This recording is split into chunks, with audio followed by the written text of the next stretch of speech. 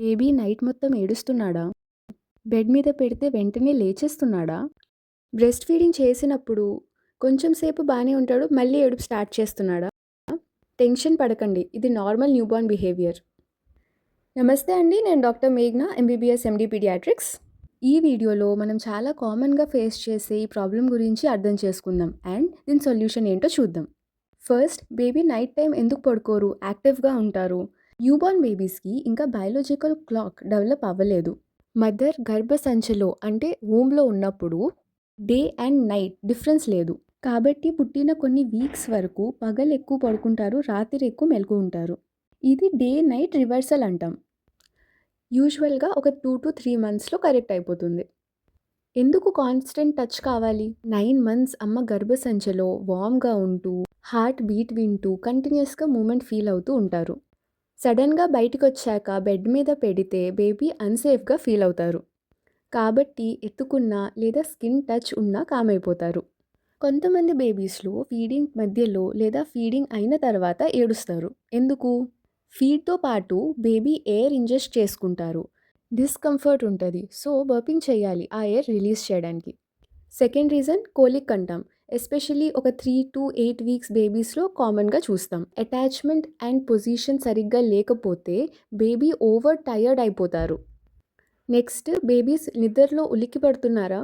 Sudden moment లేదా sound వల్ల babies ఉలిక్కిపడి లెగిసిపోతారు. ఏం చేయాలి మరి? జస్ట్ ఎత్తుకొని కంఫర్ట్ ప్రొవైడ్ చేయండి చాలు. బేబీ ఫీడింగ్ ఇచ్చినా సరే ఏడుస్తున్నాడు అంటే డైపర్ చెక్ చేయడం మర్చిపోకండి. వెట్ డైపర్ ఉన్నా లేదా స్టూల్ పాస్ చేసినా బేబీకి ఇరిటేషన్ వచ్చి ఏడుస్తారు. బేబీని రాత్రి కామ్ ఎలా చేయాలి? నైట్ టైం లైట్స్ డిమ్గా పెట్టండి. మార్నింగ్ బ్రైట్ ఎన్విరాన్మెంట్ ఉంచండి. Day and night difference create అయ్యి బాడీ క్లాక్ సెట్ అవుతుంది.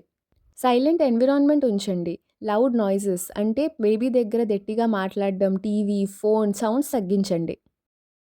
నైట్ టైం ఫీడ్ కంపల్సరీ ఇవ్వండి అండ్ బర్పింగ్ చేయాలి. Fourth, skin to skin contact. దీనివల్ల బేబీ కంఫర్టబుల్ ఎన్విరాన్మెంట్లో ఉంటుంది. ఇది ఎప్పుడు తగ్గుతుంది? యూజువల్గా ఒక 5-6 వీక్స్లో పీక్ అయిపోయి 3 మంత్స్ కల్లా చాలా ఇంప్రూవ్ అయిపోతుంది. పేరెంట్స్కి మోస్ట్ ఇంపార్టెంట్ మెసేజ్ ఏంటి అంటే బేబీస్ డెఫినెట్గా ఏడుస్తారు. కానీ ఎలా అర్థమవుతుంది నార్మలా లేదా అబ్నార్మలా అని? ఎప్పుడు డాక్టర్ని కలవాలి? అందరికీ ఈ డేంజర్ సైన్స్ తెలియాలి. First, fever. సెకండ్, సరిగ్గా ఫీడ్ తీసుకోకపోవడం. ఇంకా రిపీటెడ్ వామిటింగ్స్ అవ్వడం. బేబీ డల్గా లేదా స్లీపీగా ఉండడం. 3 అవర్స్ కన్నా ఎక్కువ నాన్ స్టాప్ క్రై అంటే నాన్ కన్సాలబుల్ క్రై అంటాం. నార్మల్గా ఫీడింగ్ లేదా ఎత్తుకుంటే ఊరుకుంటారు. కానీ ఏం చేసినా అస్సలు ఏడుపు ఆపకపోతే డేంజర్. ఇవి ఉంటే డిలే చేయకుండా వెంటనే డాక్టర్ని కలవాలి. ఈ వీడియో నుంచి మెయిన్ మీరు అర్థం చేసుకోండి. టెన్షన్ పడాల్సిన విషయం కాదు.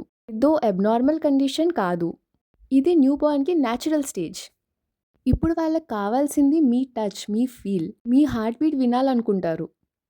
కొన్ని వీక్స్ పేషెన్స్తో ఉంటే చాలు, బెటర్ అయిపోతుంది. ఈ వీడియో మీకు యూస్ఫుల్ అనిపిస్తే మీ సర్కిల్లో ఉన్న న్యూ పేరెంట్స్ ఇంకా వాళ్ళ ఫ్యామిలీస్కి షేర్ చేయండి. ఇంకా ఇలాంటి practical parenting and baby care videos కోసం ఛానల్ని సబ్స్క్రైబ్ చేయండి. Thank you.